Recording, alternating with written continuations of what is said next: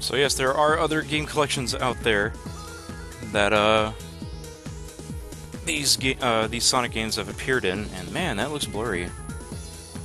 That's not good. There we are. That'll work for now.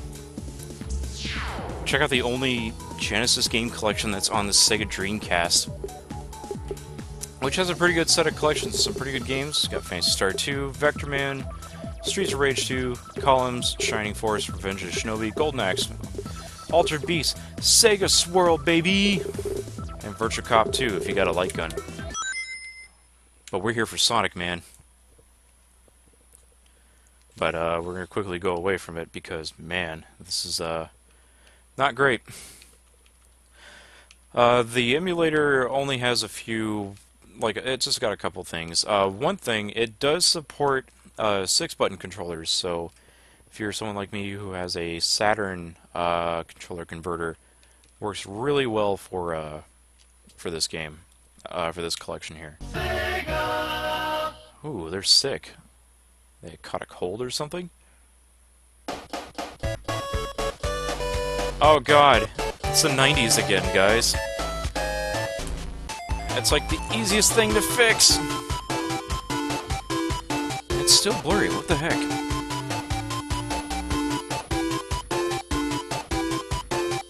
Oh man, I think my VGA cables had it with me, guys. And holy crap, I'm gonna turn this down some.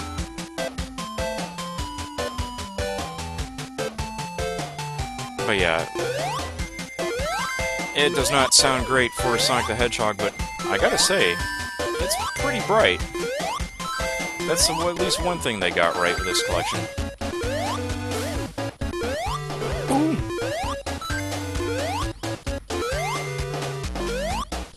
We've already seen this collection, or this game here. I was trying to reset it, because I want to at least check out one of the later levels. You can either use the control stick or the D-pad with this game here. And even the VMU tells you that you're playing Sonic the Hedgehog, but you can't see it because I don't have a camera on it. But it looks neat, I guess. What was that again? So controls, A is A. So I kept it somewhat literal here.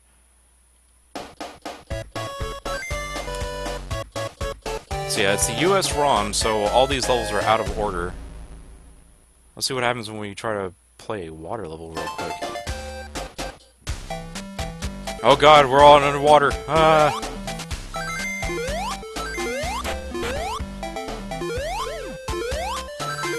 So unfortunately, I don't think the Dreamcast was really able to handle the sound emulation for the Genesis. But yeah, this is definitely not the best representation of Sonic we're going to see today. Oh, God. Let's hear that again. Aw, man. He's so high-pitched. I think this is like... I just remember 90s emulators having a lot of trouble with games in general, really. And you just had all these very basic errors going on. Oh, what's that? And yeah, even if I get the water off the stage here, or off the screen, we're stuck with this palette. So it's the reverse problem of what we had with Sonic CD on Jim's collection.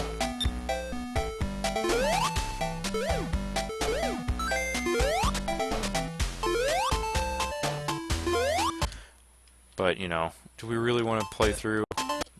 Oh, that's right, you can just start game. SEGA!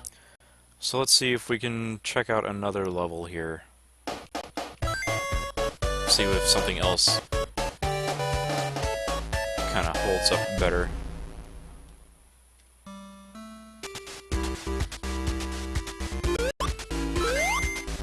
The Saturn was better because it uses pre-recorded audio for the music.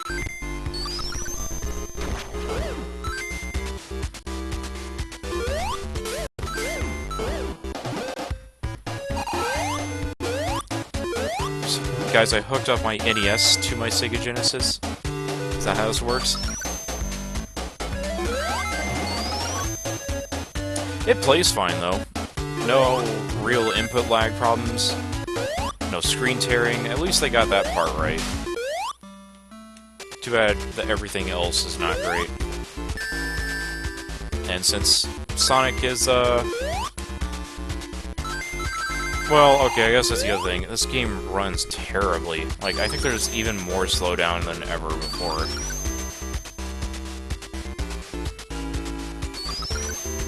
And yes, this is a real Dreamcast, by the way.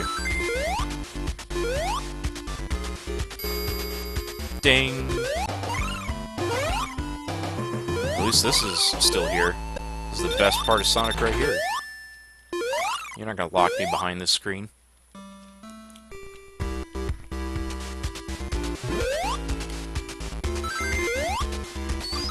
Right, we only saw a smidgen of Starlight Zone. Let's see how far we can get.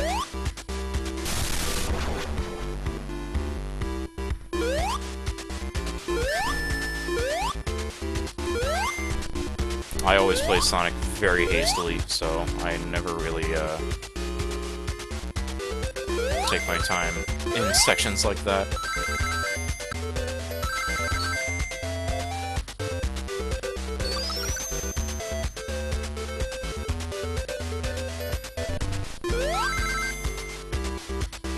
It's a crazy remix, you guys.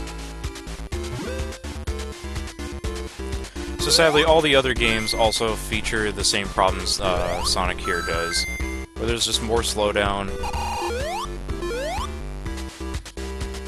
bad sound emulation, and as we saw in Labyrinth Zone, just cases where it just doesn't look like it doesn't look accurate at all.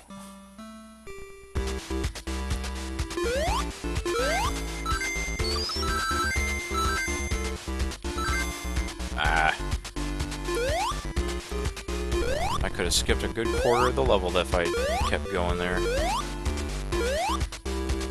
Oh well. Yeah. Being sucked in by these fans makes it hard to get out.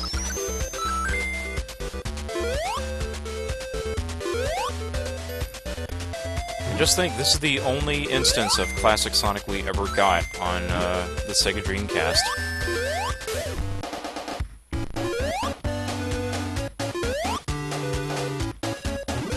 Let's get me up there. There we are.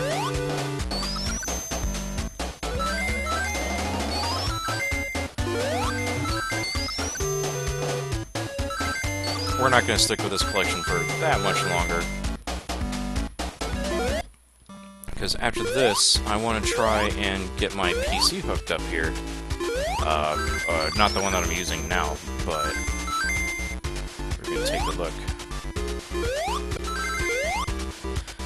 Oh yeah, I think the excuse for why this port isn't, or this collection is not very good is because the Dreamcast was dying.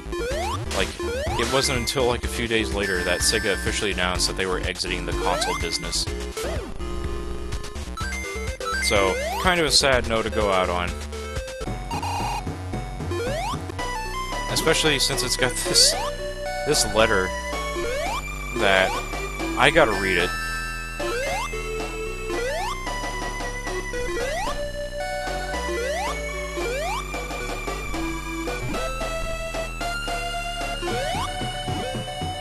Did Eggman just fart at me? Ah. Featuring some weird juddery, and I think it's just my computer and not the Dreamcast doing that.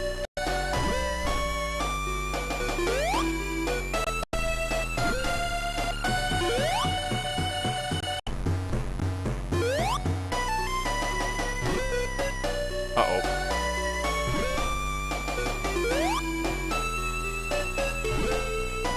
Hey, this, at least this is not, Sonic Genesis that's on Game Boy Advance. You have to give it at least that much credit.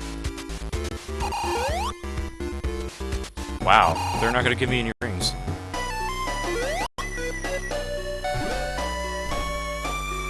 Uh-oh. I never have this much trouble with the boss.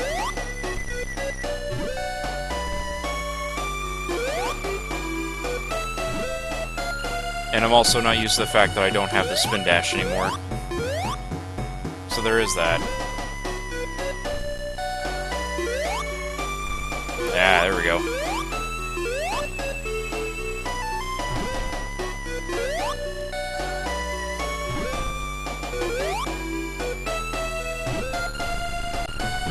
There we go.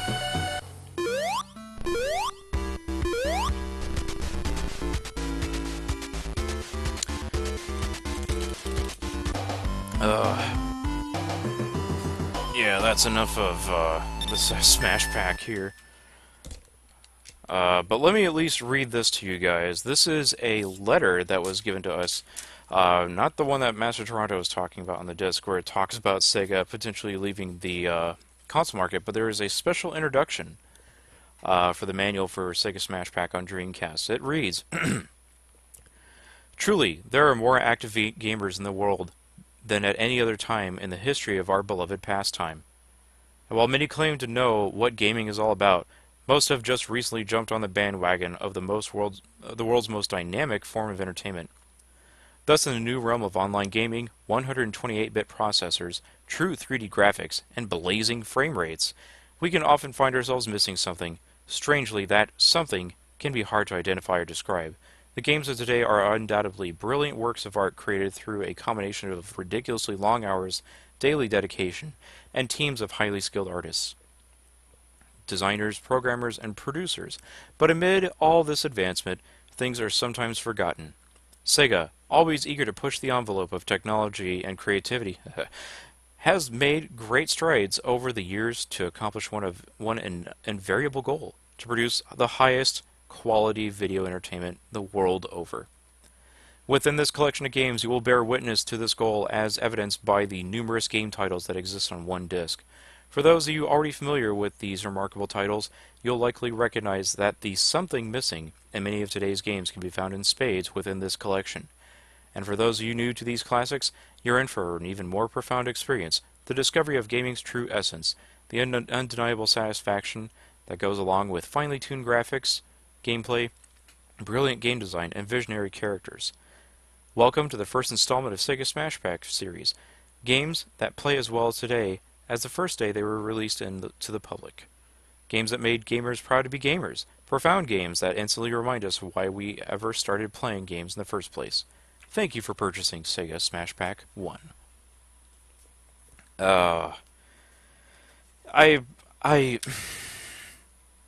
Guys, what is that special something? I don't know. Is it the weird sound emulation? Is it the weird... Oh.